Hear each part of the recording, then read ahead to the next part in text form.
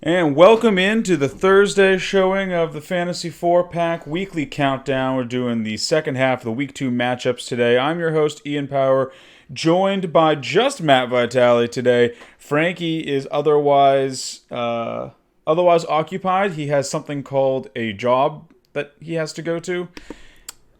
He has a job. It's called this podcast. I don't know what he's doing. Yeah, he no call, no showed. You know, didn't even get someone to fill in sick for him.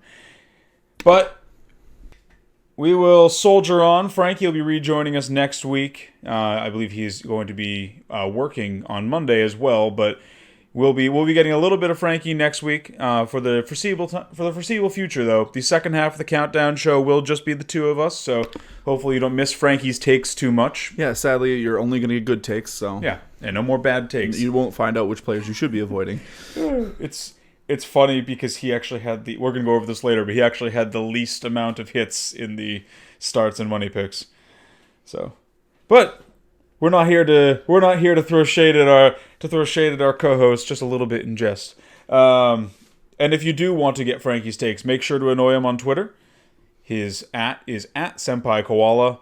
I'm at F4P_Ian at the Spoon. Follow us all so you can get our musings and takes on player status, injuries and whatnot as it happens. And make sure to hit that subscribe bell. Follow us on our 4-Pack social as well. And hit that notification bell so you know exactly when new content drops. A little bit of news before we jump into the slate today. A.J. Brown missed practice, considered week to week right now with a knee. It sounds like he's probably not going to play this week if he's considered week to week, and Corey Davis is also banged up. If you're you're an A.J. Brown owner, I would go out there and check out to see if Adam Humphries is still there, because he legitimately might be the wide receiver 1 for Tennessee this week. Yeah, but I mean, if you're an A.J. Brown owner, do you want to go get him over, hopefully Humphries is not the number 1 off your bench if you have to go get him. It depends obviously on who else you have to start. Yeah. But we've seen Humphries be a fine spot start in the past. So I'm not especially against the Jaguars, I think that he can fill in just fine. It's realistically, it's probably going to be Jonnu Smith is the primary target if Corey Davis and A.J. Brown can't go. Mm-hmm. So I think Humphries is, he's a low-end flex start if they both miss, a wide receiver 3 at best. Yeah. But he's still a startable body to put in your line, because there are a lot of wide receivers that are missing time right now. Cortland Sutton's still injured. Golladay. Yeah, Golladay. He's further down my list, but Golladay missed practice again.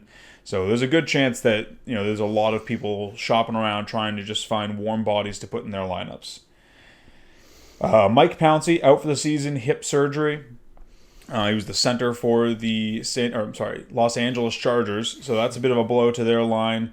I think this is worse for the passing options and for Tyrod Taylor than it is for the running backs. Obviously, it's a blow to the offense as a whole to lose someone like him. Yeah. So we'll have to see how this sort of works out for them. If they can find a way to replace him. But I would say there's a general down arrow for that entire offense, and it's just how much is the arrow pointing down. I think it changes for me based on what position you play. Yeah, the Pouncey brothers have always been a pair of my favorite centers in the league, and the center is basically the quarterback for the line. So Yeah. Not who you want to lose. I think Eckler should still be fine because, dump off passes, you can get away with a little bit of pressure. And ideally you want some pressure because you want them stuck behind the line when the ball's heading out. But I wonder how this affects mostly Joshua Kelly and seeing how he does with probably a little more pressure coming through the holes. Sure. So, yeah, I mean, honestly, with how Anthony Lynn was talking about Eckler, this could be a boost to Eckler's value. Because Anthony Lynn was talking about how he wanted to try and get away from all of the dink and dunks that they were doing to Eckler last year. He might not have a choice now. So I'm interested to see how this works out for the Chargers. Obviously, they're a sort of an offense in flux right now. But, hopefully it's not too much of a downgrade for most of their options. John Brown, back to full practice. He was someone who people were eyeing as someone who potentially could have missed this week if he missed today's practice. So it's good to see him back to practicing in full. A surprise full practice in James Conner as well. So hopefully you didn't blow too much. I know they're, Tomlin's talking about how Benny Snell is probably going to be factoring into the offense more, but if you blew fab on Snell, or if you used your number one waiver pick on Snell, you were hoping you were going to get more than, I guess not even a week out of him. You were hoping to get a couple weeks out of him while Connor healed up. So this is a bit of a blow to people who spent on Snell. Yeah, this is just honestly, I think this is a minor positive with a just mostly negative, because maybe you with a Connor owner, you were able to just go and spend out and grab yourself Snell, so you had that backfield locked up. Maybe you grabbed him in the draft because Connor's injury prone like this. But I think all this does is it hurts Snell's value, and it mostly, I think it saves Connor owners a little bit, because maybe now, if he's practicing, if he can play a little bit and show something, I would just use this as a game to pump up his value, and then try and ship him, or ship him now when he's yeah, he's healthy, and we know they wanted to use him. That's what I would do, because I think this is just a downgrade for their entire running back core. I think you're going to see, because Tomlin at this point knows what he has in James Conner, which is a talented back that cannot stay healthy. I think you're going to see a lot more of, and Benny Snell's not a pass catcher, so I think you're going to see a lot more of Benny Snell coming in and taking carries from James Conner. Maybe James Conner becomes the pass catching back, but this could honestly be a massive blow to James Conner's value. So if he's practicing in full, be aggressive on the trade market, get out there, try and sell people on it was just an ankle tweak. He's good to go now, and he's back in the driver's seat. And see if you can flip him for Ronald Jones or Dave Montgomery or someone, an unsexy name, but someone who is at least going to go out there and be the starter. Yeah, especially for Montgomery. For me, I'm a big fan. I think he's going to have a pretty good week this week, and people are kind of looking down on it. Yeah, so, yeah, he's a guy to buy.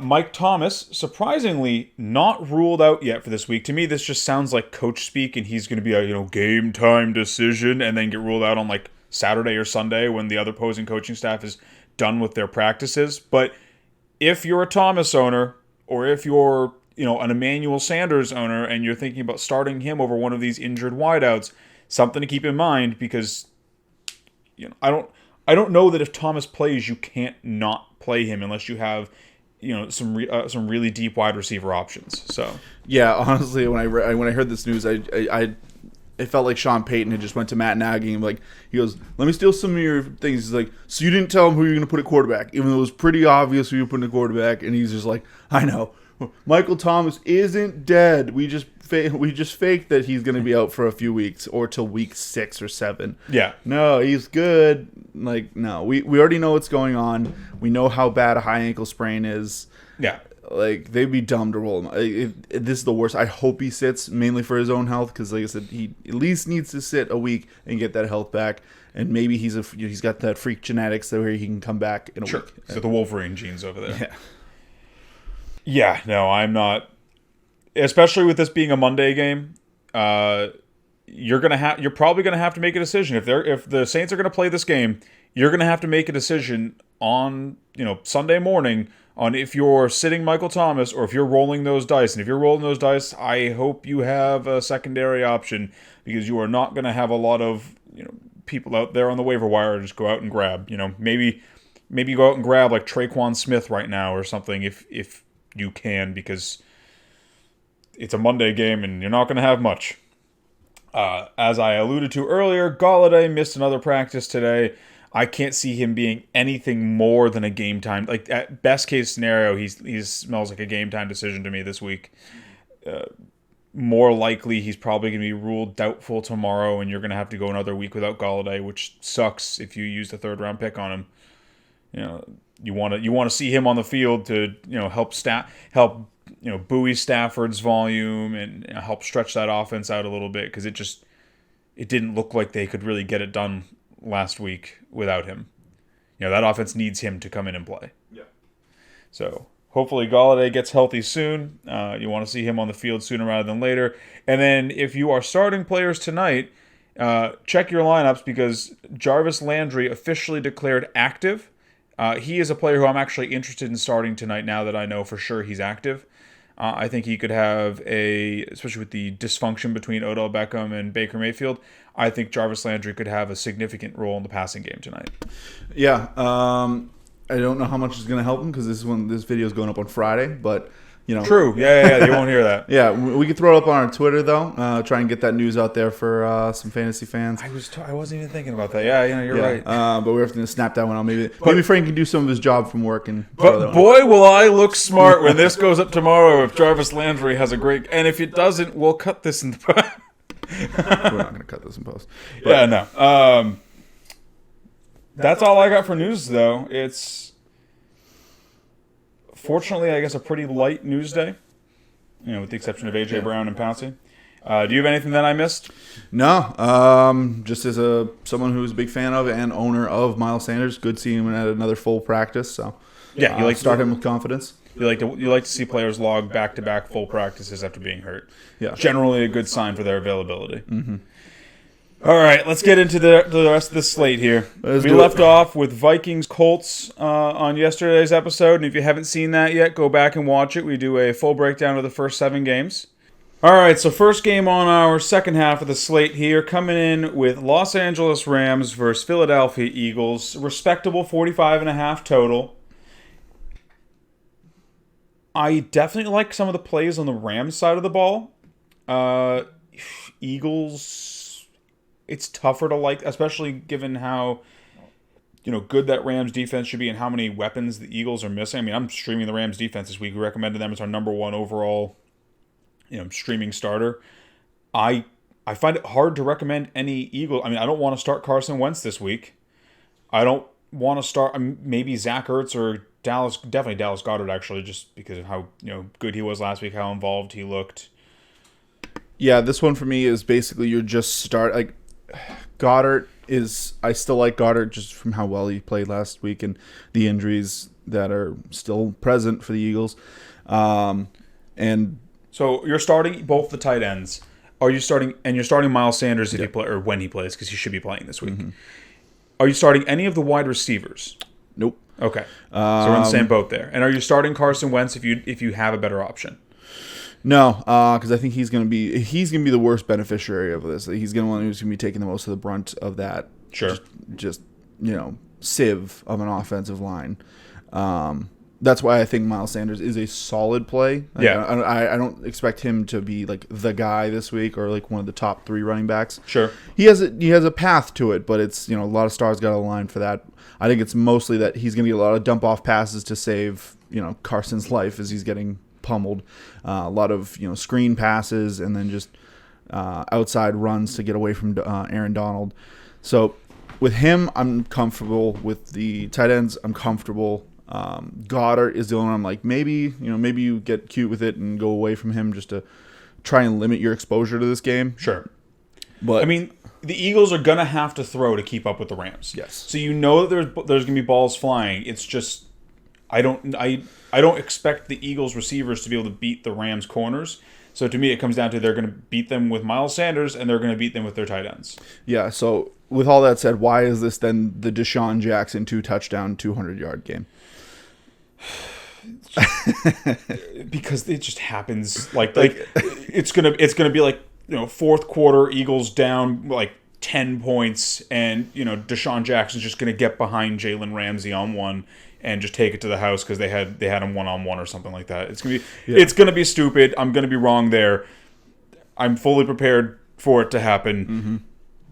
Yep, Rager. I feel like they're gonna put. Yeah, I mean, but honestly, like I'm starting. If I have Carson Wentz, I'm going to if he's my only quarterback, I'm going to the waiver wire and I'm looking to see if Tannehill or Cousins or Rivers or Bridgewater or Minshew, like I'm looking to see if any of them are there. Because honestly, I'd rather start any of them than Carson Wentz this week. Yeah. I just don't trust him against that Rams defense. I think this could be a 2-pick and a fumble week for Carson Wentz easy. Yeah, this could.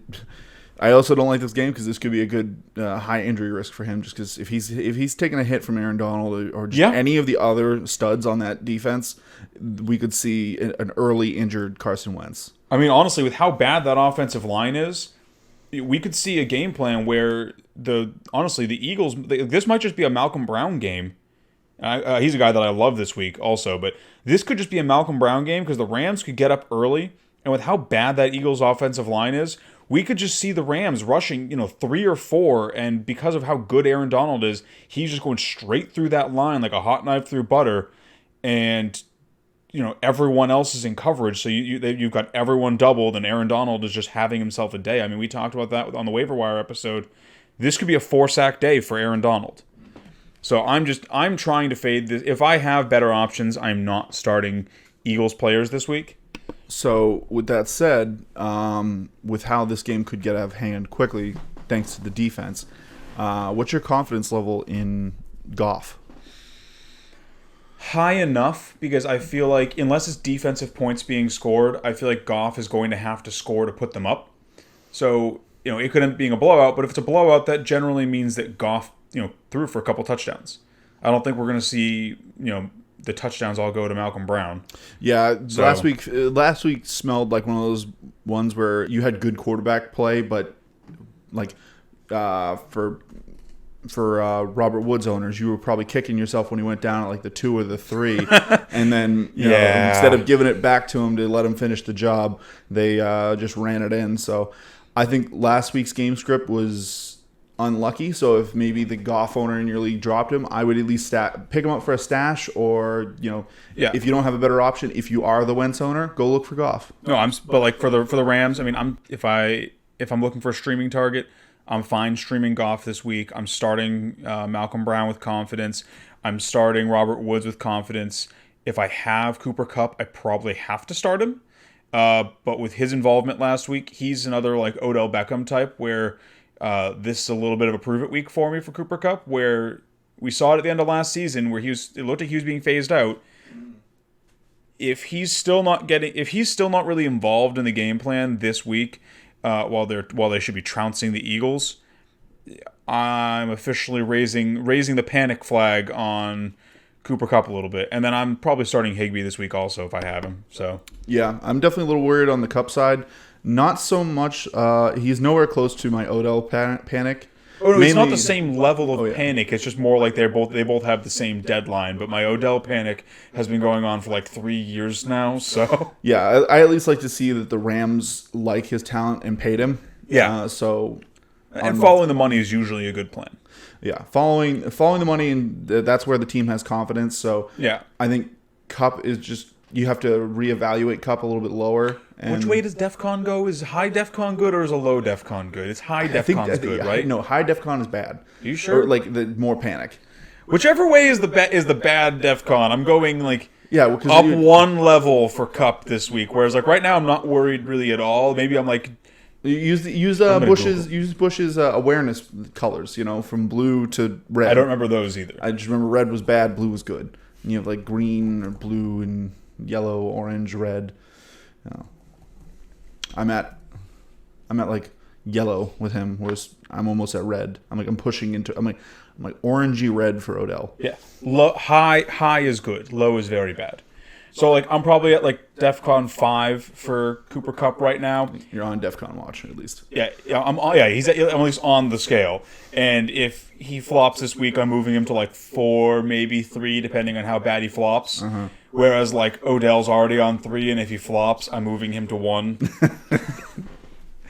Let's get to the next game on this slate here, though. Jaguars Titans should be a fun one. Hopefully we get to see more of King Henry. They threw an uncharacteristic amount last week, especially if they're missing their 2 top passing options. I don't think they're going to do that again this week. This could be I love Henry on DraftKings this week. I'm trying to find ways to get both him and Zeke in my lineups because I think they're both in smash spots. He should be especially against this hapless Jaguars. So yes, they succeeded against the Colts last week. I don't foresee that happening again. I think Henry could end up as the RB1 this week. I'm very excited to start him. You're starting Jonnu. Are you starting Humphreys or Tannehill? Especially if you need a wide receiver. No, Tannehill's not a wide receiver, but I probably will look other places just because I think this is going to go back to Titans game script, because I feel like they're going to be able to control this game as they like at will. Sure. So I think this is going to be a classic. It's gonna be like game. a 30 carry game for Derrick Henry. Yeah, they like this is one where they'll just over carry him. They're like, we gave him the money and we didn't really use him last week. Let's just break him out and let him have his way against the Jags, and then Yeah, I mean, I don't think there's anyone on the. I don't know if the entire Jags defense can stop Derrick Henry. yeah, it's going to take a lot. But this one, I'm probably fading their pass attack. Jonnu, you're starting him most likely, unless It's a really good matchup. it is solid. I don't think the Jaguars have anyone who can cover Jonnu. Or like, he's such an athletic tight end. I don't know if they have anyone in their secondary or linebacker core who can cover him one on one. So they'd have to dedicate to doubling him. Jaguars side of the ball, though. Talk to me a little bit about what you're thinking on that one. I think this should be a shoot, or maybe like a low-scoring shootout, but the Jaguars are going to be chasing, so they're probably going to be throwing. Are you interested in anyone outside of Chark? I am out on Teal Steel this week. I think this is the mirage that was last week is going to fade a little bit, and I think you're going to see like a 2-pick game out of him. I like the Titans defense a lot here. The only thing I'm interested in as far as this game is just to see how Shenault does. I want to see he's been drawing rave reviews from the fantasy community, and Sure. he looked legit last week. I think he could be a sneaky breakout guy, so he's a guy if you're in a deep enough league and you've got the spot for him. If you missed out on some of the big waiver tags this week, go ahead and pick him up and stash him. The year is basically a week for the waiver wire, you know. You get a couple weeks, but, Sure, but yeah, he's the guy I would recommend as a sleeper stash. Like he's deep league sleeper stash. But other than that, it's Chark and. What about James Robinson? You starting him this week? It's not a bad matchup. You can run against the Titans. I just think the Titans still have a good defense, and if they're going to employ the offensive strategy I'm believing they're going to, the Titans are going to have the ball for a long time. Yeah. They're going to be running it and just draining clock all game as they want to do. I am worried about Robinson from a game script perspective. I think the runs that he gets could be fine against them, but I think he's going to have to do a lot with a little. It's going to be like a 12 carry week for him. Yeah, he's going to be 12 to 15 carries, and you're not going to be happy with the quality of carry. Yeah, and this game, I don't think I mentioned it before, it's only a 44-point total, so like I say, it could be a low-scoring affair. Yeah, I'm taking the under on this one, 100%. Another one where it's a low total, but I'm probably taking the over on this one. Giants-Bears, 42-point total. That seems low to me, given the fact that the Giants looked functional against what might be the best defense in the league. And, the Bears were hapless for 3 quarters against the Lions, but we did still see Trubisky put it together at the end of the game, and the Giants aren't that good of a defense. I could see this one just being, sort of a toilet bowl, a crap bag shootout, where it's Danny Dimes and Saquon and whatever receiver he decides to like this week versus Allen Robinson and Anthony Miller. I mean, Allen Robinson, you imagine he wants to go out there and prove himself after all of the hell he was raising on social media this week, and then deciding he was going to squash the beef. So how are you thinking for this game? For me personally, I'm starting Darius Slayton. I'm starting Saquon. If I need a streaming option, I'm looking at Danny Dimes.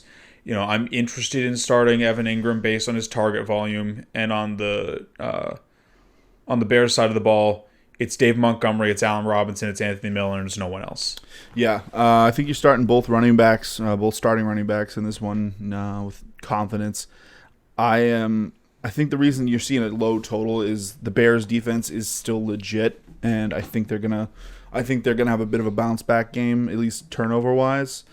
I am interested to see how that line holds up and how Saquon is able to bounce back, and if they figure out some schemes, because I don't think it's Saquon that was the reason why he put up that. If you were watching the game, he was getting hit 3 yards behind. It was amazing that he was only losing 2 yards a play. I think that Steelers defense was great against the run going all the way back to last season. I think that defense is just going to be someone you do not want to start running backs against. Like, doesn't matter who. I don't like if they can shut down as talented a player as Saquon.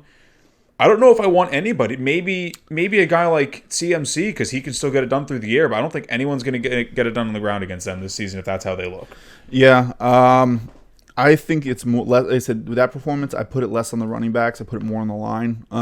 So better line. Like if they're going up against the Colts, Jonathan Taylor, he's a lesser back, but I think he would at least be a flex guy for me that week. He might be an avoid on DK, but because his value is definitely going to climb by the time they play, if they do play. I haven't checked, but for this game, honestly, it's like.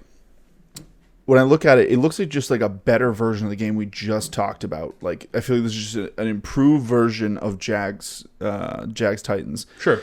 So when I look at the total, I think it's pretty close because I think both teams are going to want to get ahead quickly and then just sit on the ball, and more so the Bears than the Giants. As far as starts and who I'm avoiding, Bears side, you're starting Robinson. Yeah. I mean, you're probably starting Miller if you need a wide receiver start. I think the question marks on this one are on the Giants side. What Giants wide receivers are you starting? Obviously, you're starting Slayton if you have him because you got to ride the hot hand. But do you believe in any other Giants wide receivers aside from Slayton? Off Tate, I think Sterling Shepard still has the talent. Sterling Shepard, I think, is a guy who's getting honestly he was a guy I liked at the start of the season. As I kind of looked more into his just history in fantasy, we always wanted to give him this buy or this pass for his production due to Odell being there. Yeah. And like, oh, he's gone. It's time for him to break out. And he just never did. And then Slayton came in his rookie year and played better than him. So that's why at the end of the day, I shifted camps from Shepard to Slayton. So yeah, I mean, he's 27 now. He's past the breakout age. Exactly. So I think we know exactly what he is. He is a solid wide receiver, an okay fantasy guy if you need him. But in this matchup, I'll probably just fade him because I think Danny Dimes is going to be getting pressured a lot, and I think he might just rely on his top targets. I think this is going to be an Ingram. I think this is going to be a very direct target tree. It's just going to be Ingram, Slayton, and Saquon. Yeah. And that's it. If I could make a reference to another sport, Sterling Shepard feels a little bit like Clay Buchholz to me, where like just the Red Sox fans were always like, this is the year he's going to break out this year, kid. And he was like 32 years old.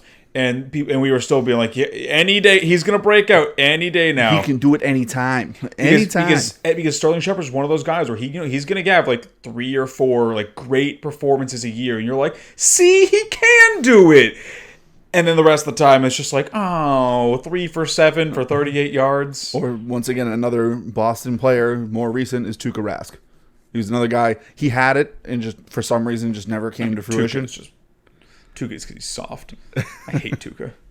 Well, maybe it's because Sterling's soft, but no, Slayton all day. If you got Sterling, I think you can. Yeah, you know what he is. He's a deep bench guy. So he's someone that you are unfortunately playing this week if you have no other options, but you shouldn't be excited about it.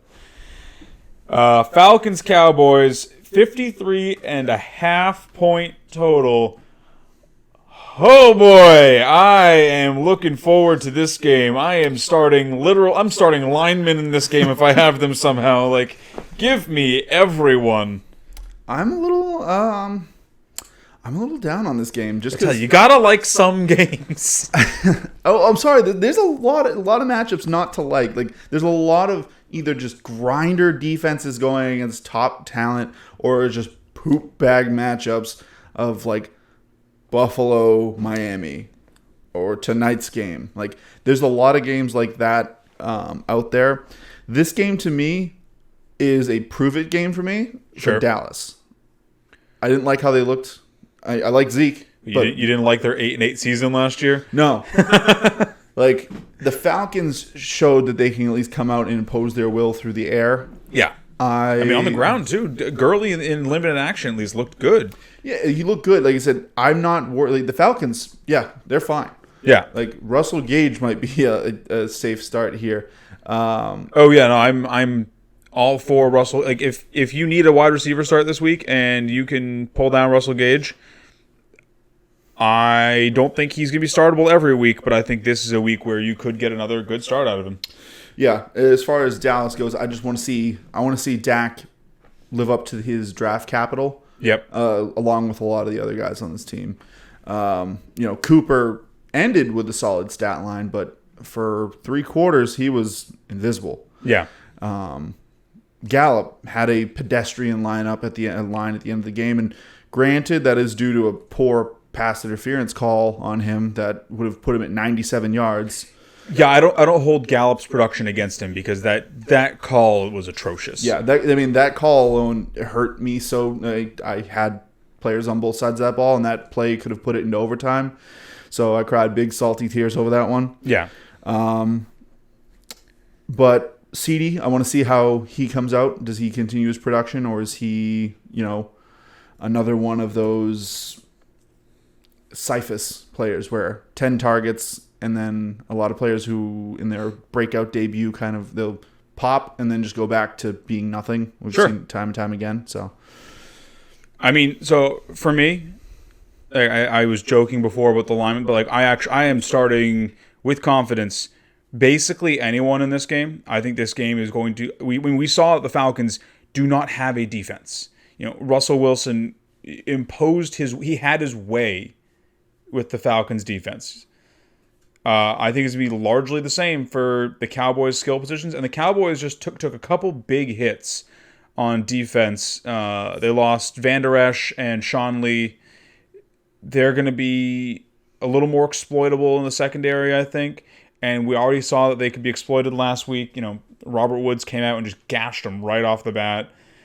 If Malcolm Brown didn't have the game he had last week, I think it would have been a little bit more of a traditional shootout, but he was just running so well that they just kept using him. Mm-hmm. Yeah, I'm starting, obviously, Julio. I'm starting Calvin Ridley if I have them. I'm starting Amari Cooper. I'm starting Michael Gallup. If I need a wide receiver, I'm starting CeeDee Lamb. I'm starting Russell Gage. I'm starting Hayden Hurst. I'm starting both the tight ends. I'm starting both the quarterbacks. I'm starting both the running backs. Pretty much the only person that I'm not going to be starting is whoever the warm body is they're putting in to replace Blake Jarwin. Like everyone else, you can sell me on a start for them. And particularly in DraftKings, I'm interested in just heavy targeting this game. I want to be overweight on my ownership percentages for this game because I feel like this is going to be a game where this could be a game that legitimately wins you $1 million if you stack it correctly. Yeah. So just to kind of poise it to you, you're a lot more positive on this game. If you're someone sitting there right now and you're trying to figure out who your flex start's going to be, CeeDee Lamb or Russell Gage? CeeDee Lamb. I think he's more involved in the offense. The Cowboys just invested a high draft pick in him, and there's extra targets that could go his way, given that Blake Jarwin's not there anymore. Whereas Russell Gage might have been a 1 week flash in the pan, and that's just going to go to Hayden Hurst now, because Hayden Hurst ran a ton of routes last week, was on the field for a ton of snaps. He just wasn't getting the targets. That's typically not the case. Mm-hmm. So I'm still a believer in Hayden Hurst. I think that if there is a skill player that I'm starting this week that could come back to bite me, it'd be Russell Gage. Okay. All right, moving on to the next matchup here, and that was the last of our 1 o'clock games. We're moving into the 4 o'clock time slot. Arizona Cardinals, Washington football team. I don't think there's a lot to say about this game. You're starting Terry McLaurin and Logan Thomas on the Washington side of the ball. Arizona side of the ball, I mean, you're starting Nuke, you're starting Kenyon Drake, you're starting Kyler. Are you starting anyone else? No, not really. Okay. I mean, like I said, Logan Thomas is probably the only thing I'm starting on Washington with any sort of confidence. You don't start Terry McLaurin this week? Oh, yeah. Sorry, Logan Thomas has just been so good. Forgot about everyone else.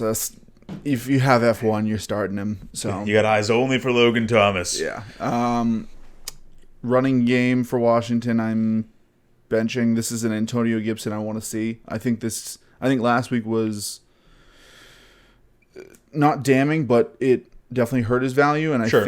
I think we need to find out, was that we're starting to get the rookie acclimated, so let's go out and use our veteran now, and this is a typical Peyton Barber where he's going to flip, Yeah. or was that actually what they wanted to do with, you know, Gibson being the clear number 2, and just keep running Peyton Barber until he gets sub 1 yards per carry? I mean, I don't think they're going to do the Kalen Balaj experiment, but we could see. Yeah, I would love to see. I mean, I would cry my eyes out the 2020. Yeah. That would just be the yards. most 2020 thing. They get this ultra talented back, and they're like, but what about Peyton Barber? All right. I'm open to starting Antonio Gibson this week if you need a running back start, or if you need a flex start, but I'm not locking him into my lineup, so I'm fine with you leaving him on your bench this week if you don't have to start him. Not to play help me with my fantasy because I've already made my decision on this one, but Uh-huh. just to put out a rough question for you. Sure. Are you starting Melvin Gordon against Steelers or Antonio Gibson? That's an ugly question. Yeah, it is.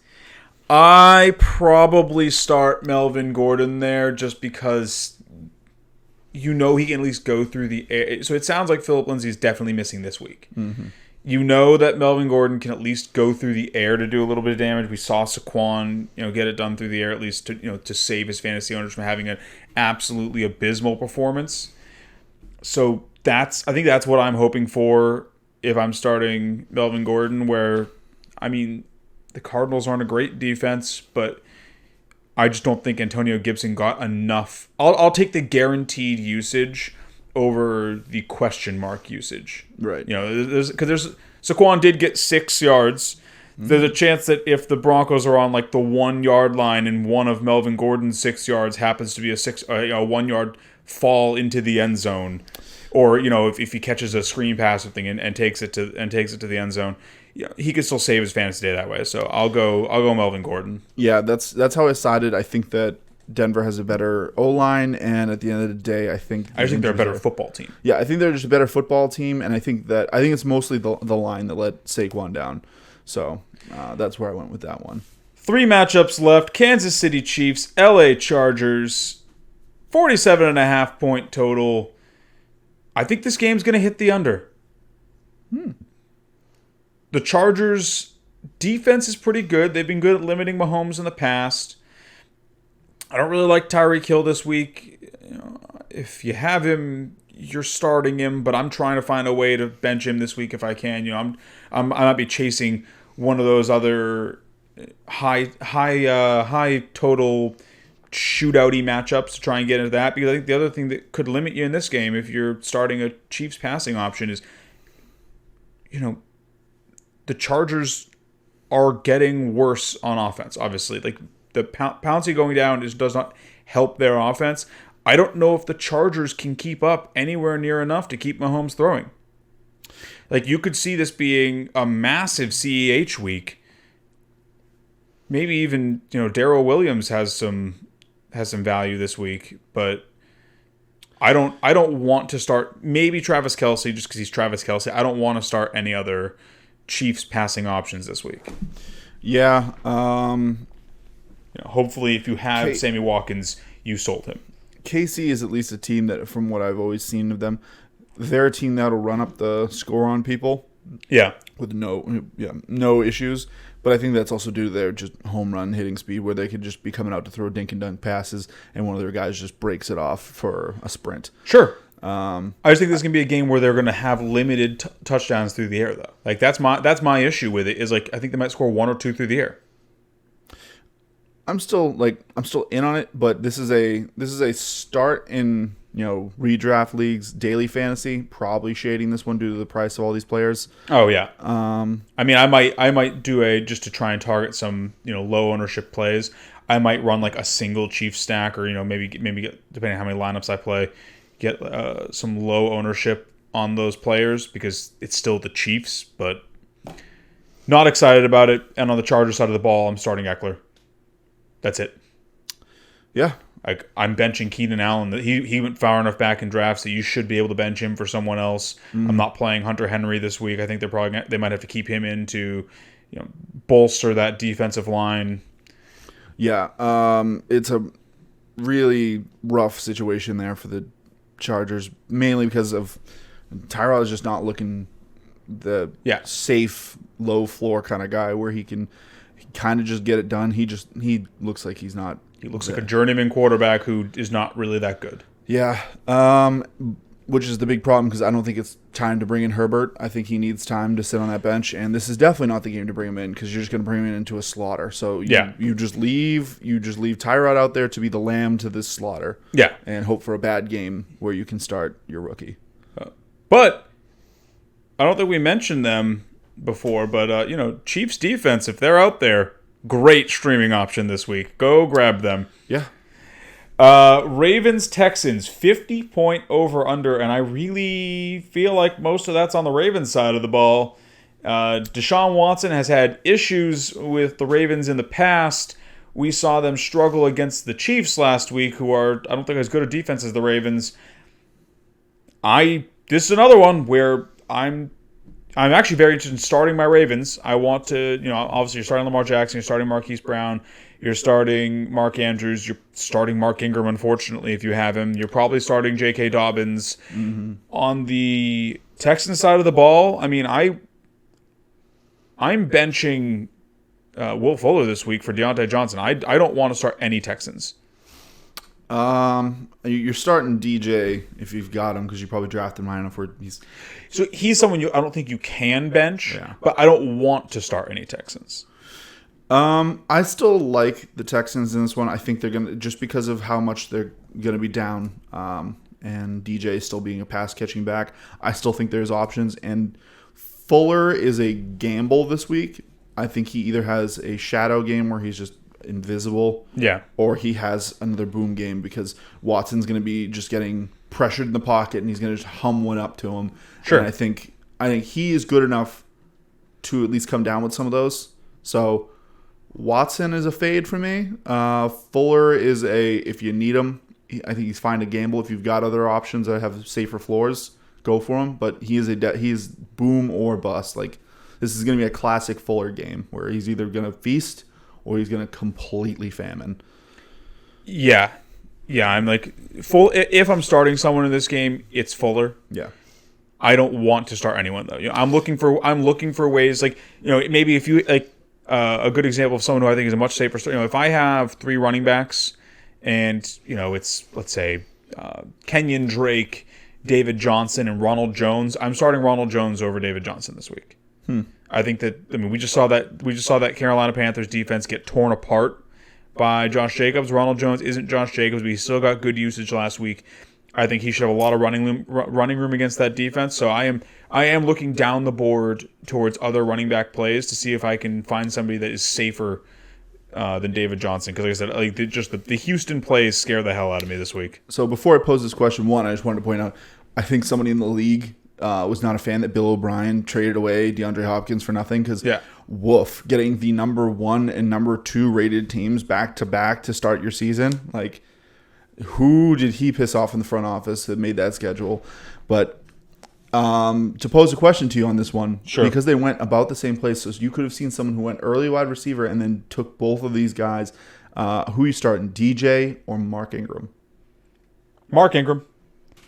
He's at least like I don't know if I believe entirely that Mark Ingram is dead. I think this could be a game where he's another person. He's on the DEFCON scale for me, and if it should be a blowout. If he doesn't get any run today either, I'm like, all right, what's going on?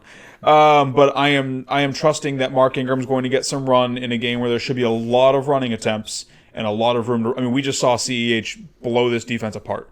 The Texans couldn't stop anything. He was running through holes the size of a bus. I think that if Mark Ingram can't get it done against Houston, it might be time to bench him until further notice. I was trying to think of how low I'm putting. Like, I'm definitely starting him over David Montgomery this week, but I'm not happy about it. Like, I think they're both risky. I'll put it that way. Okay.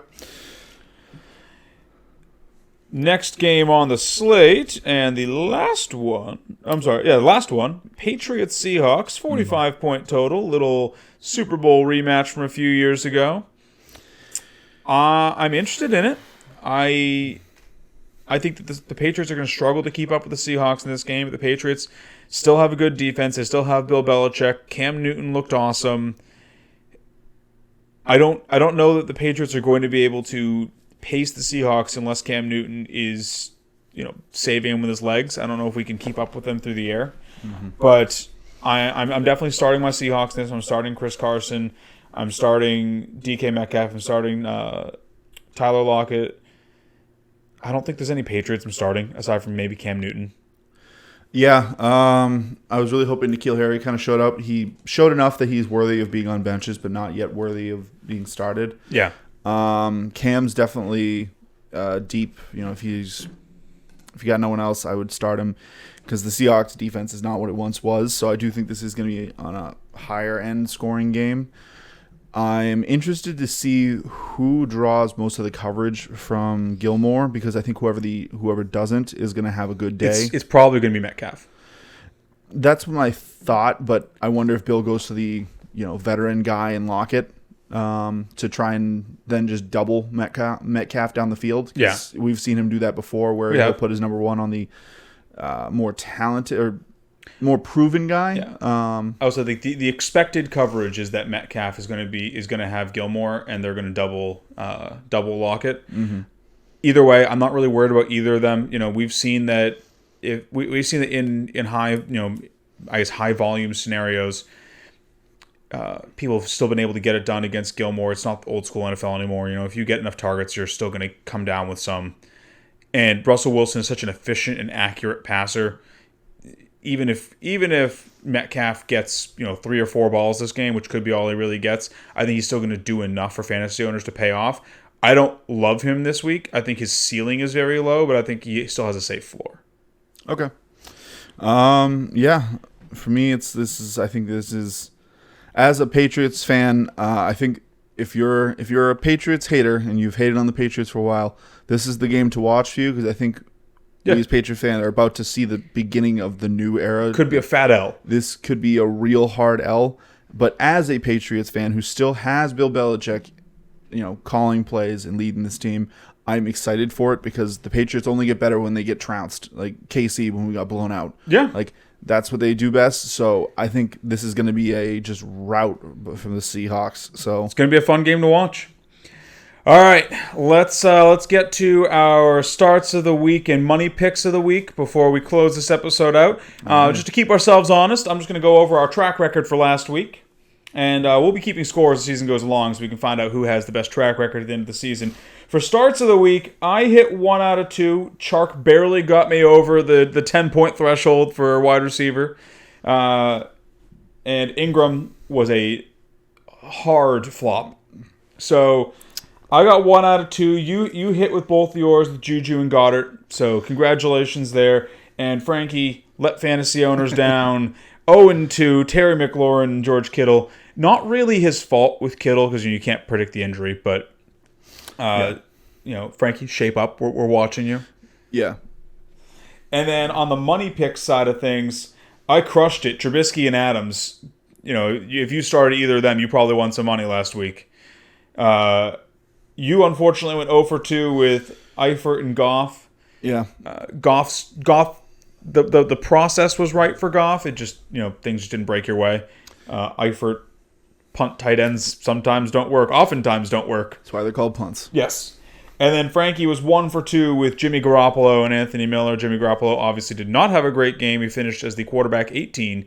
Anthony Miller paid off very well, especially at his price point. Very well for fantasy owners. If you roll them out there in a Bears stack.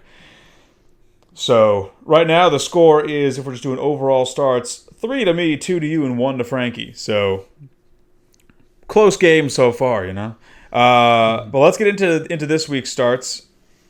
Do you want me to just read off Frankie's starts and money picks before we do ours, seeing as Frankie's obviously not here to give them himself? And then we can just go ahead and rattle through his, and we'll just give our opinions on why you shouldn't take them.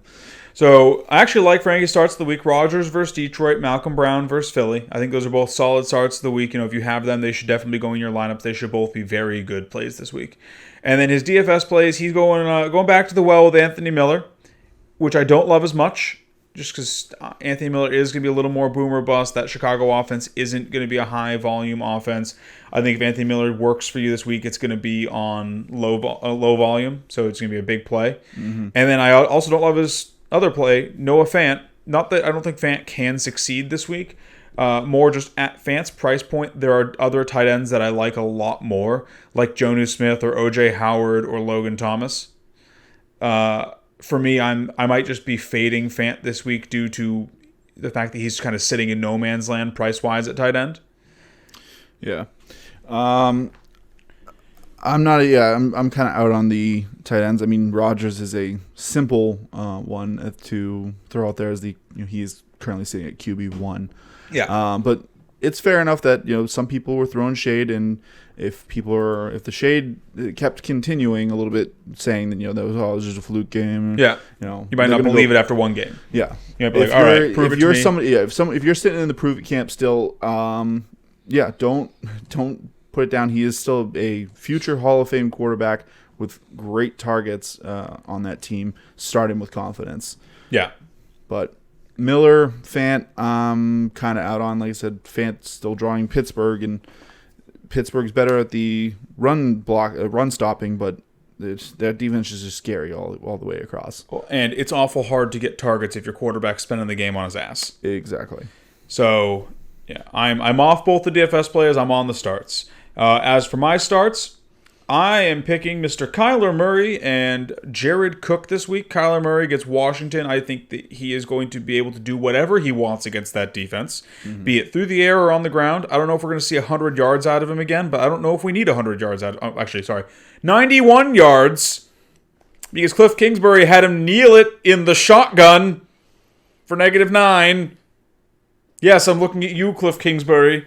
I mean, he could have kneeled it for -1 and still right, but it's the thought that, like, even if he got to gets you 103 yards, it's like, oh sweet, there's no way he physically cannot kneel this out. And Cliff Kingsbury's like, ha, kneeling in the shotgun.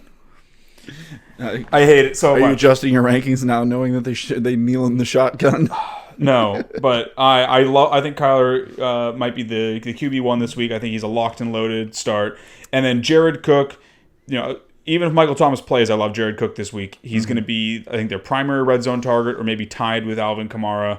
And he's going to be a major beneficiary of the fact that Thomas isn't playing. Yeah, if for some reason they try and roll out Thomas, even better, because then defenses are going to have to respect it, at least for the first quarter. Even with a bum ankle, you can't not put someone on Michael Thomas. Exactly. So Cook could be a beneficiary of that one. For me, starts, I went with J.K. Dobbins, mainly because I did believe in the game script last week that they showed they imposed their will on Cleveland. They got to play their game, and their game involved using a lot of J.K. Dobbins and not enough Ingram. So I'll take those valuable rushes that he got at the goal line, which I think he's going to have again. And he's a guy who's probably, you got him late, so he could easily just slide in your flex and be a nice, juicy flex play for you. Or if you're someone who's sitting there with some of these rough running back matchups, Melvin Gordon, Antonio Gibson, some of the others we've already spoken about, he could be your running back too this week on a cheeky play to save you from having to run into some of those brick wall defenses. And cheeky breaky. Cheeky. And my second start of the week is Mr. Michael Gallup. Sure, I like it. So I think a lot of people are kind of right. He was the third wide receiver last week, so that might be kind of off him. Yeah, people are kind of writing him off, but like I said, you remember if he gets credit for coming, it's not that he had to come down with it; he got it. Yeah. If he wasn't wrongfully penalized for that catch, he's finishing his day with that was egregious too. 97 yards. I mean, you're still a little salty because he's 3 yards off that, but who knows what they would have gotten after that? Could have been a touchdown, could have been a field goal, overtime, and then that's just more stuff. So, I love his usage. Cooper's always a threat to get a little banged up. CD is still a rookie, so I think we could see a little regression from him. I just think Gallup's the most surefire thing in this offense. Sure. He doesn't have the highest ceiling because that's Cooper, but I think I love his floor, and I think this is a great game where he's going to, like I said, if everything goes the way the bookmakers are saying it's going to go, he should be a shoo-in for big yardage and probably a touchdown. Absolutely. For my money picks this week, I'm rolling out with one Jonathan Taylor at 5,700. I mean, He's got a fantastic matchup. He's running behind a fantastic offensive line. Frank Reich has said he's the guy. The Colts invested high draft capital in him. He's been described as a generational talent. The next guy that we're going to see drafted at the head of fantasy drafts in years to come. Saquon Barkley, Ezekiel Elliott, Adrian Peterson, that type of runner. Yeah, great football name. Yeah, and like I said, Minnesota was not very good against the run last week, and he's only 5,700. I'm slotting him into as many DK lineups as I can fit him in this week. I think that the pricing inefficiency on him is insane, and he could absolutely torch Minnesota and win fantasy owners a lot of money. And then my other guy is the guy who went off last week, and DK hiked his price, but they did not hike it enough, and that is Mr. Calvin Ridley. Obviously, he's in, I believe, the highest total of the week, if I remember correctly from the betting board here. 53.5 points. We saw him get monster target volume last week. He got all the touchdowns he could want. I mean, Matt Ryan had eyes for him and only him, it seemed like. I do think some of that's going to ease back a little bit. You are going to see some of that go to Julio Jones. I mean, Julio got a lot last week too, just not. Yeah, everyone got 12. Yeah, but yeah, I think you could see some touchdowns go to Julio Jones, or some equity shift over to Hayden Hurst. But I don't care with how much of a shootout I think this game is. I mean, this game could be an over 60-point game. You could see this game end like 35-30. So I want every piece I can get in this, and with a guy like Calvin Ridley, with how explosive he is and how low he's priced, I want as much of him as I can get. The $700 price hike was not enough.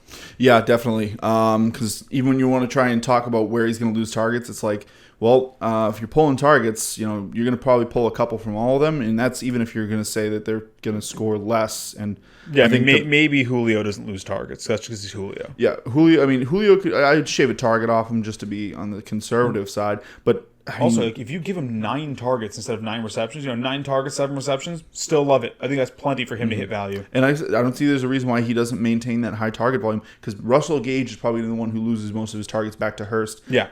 And Gurley taking a couple more. But like I said, I also think they're going to be throwing more with this, how this game is booked to go. Yeah. So, yeah, I love the Ridley play for DFS.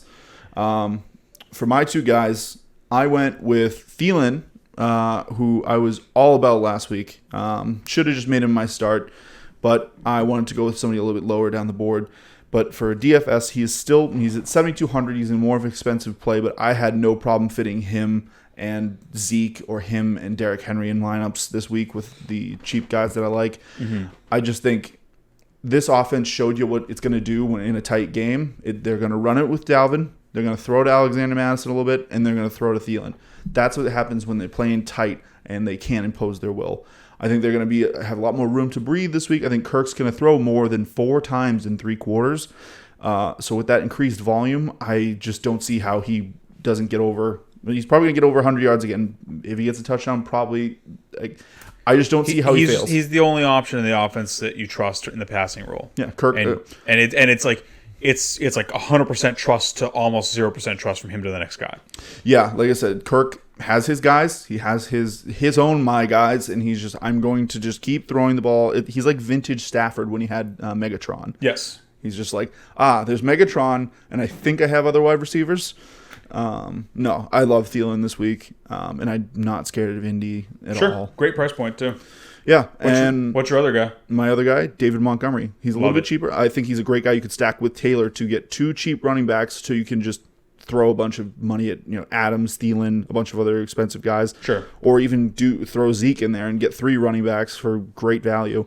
Montgomery's sitting at 56 right now, and he's got the Giants, who, once again, defense that does not scare me at all. He is the only show in town as far as like carrying the ball. They don't trust really anyone else. And they showed that when they didn't really get anybody else. They moved. I can't blank on his name right now, but they moved him over to running back. Cordell Patterson? Yeah, sorry, Cordell Patterson. Cordon Bleu. They moved him over to running back. I am not scared of him at all, and I think Montgomery showed. We were all worried about his injury. We showed that he could fight through that, and I think with another week off of time to rest his legs. Yeah, I think he's going to be ready to go, and I think the Giants are just a solid. They're a good offense with a crap bag defense, and I will take that for Chicago. Yeah, he looked good last week. I probably won't have a lot of David Montgomery just because I'm going to be trying to fit a lot of Ezekiel Elliott, Derrick Henry, and Jonathan Taylor into my lineups. But if you want to pivot off of one of those guys for a cheap option, I think he's in a very good spot this week, and he should be under-owned. Yep. All right, and then to wrap it up, we're just going to give you our stash this defense for next week pick. If you are a smart and savvy fantasy player, you should be stashing your next week's fantasy defense on your bench right now, so that way you don't have to worry about picking them up come waiver time next week. No one can steal them from you if they're already on your team. And for us, we did a little debating, and we settled on the Philadelphia Eagles. They're going to be in a great spot next week, and they were just dropped by over 20% of fantasy owners after their first week against Washington. So there's a pretty good chance they're out there in your leagues, and they could be a sneaky start for you next week where they perform admirably and get you at least 6 or 7 fantasy points. And if you're actually, I always forget. We use a custom.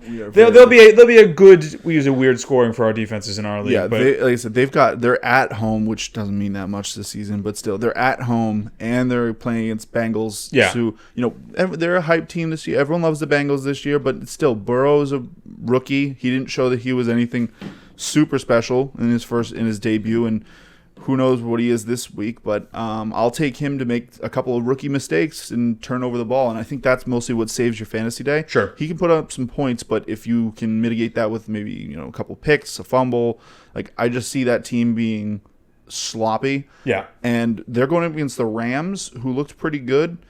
So people are going to be fading them and trying to just go for somebody else. And if you had the Eagles, it's not like you were like, oh, I have to hold the Eagles. Unless you're watching the show and you already have the Eagles and you're going to pick somebody else up for this week and then stash them for next week. Yeah. So yeah, and if you miss out on the Eagles, our honorary mention, our runner-up is the Colts, who get the Jets. The Colts kind of flopped week 1. I don't expect that to keep happening. They're a better defense than they looked, and the Jets are hopeless. They have no one. Everyone's hurt or bad. Yep. So if you miss out on the Eagles, if someone still owns them in your league, go see if the Colts are out there, because the Colts are only 13% owned on NFL right now. Yeah, so Colts are still a good one. We decided that their flop against the Jags is at least damning enough to pivot to the Eagles. Yes, but see if you can get one of those two, stash them on your bench, and we'll see you guys on Monday when we do our little weekly recap. All right. Good luck in week 2, everyone.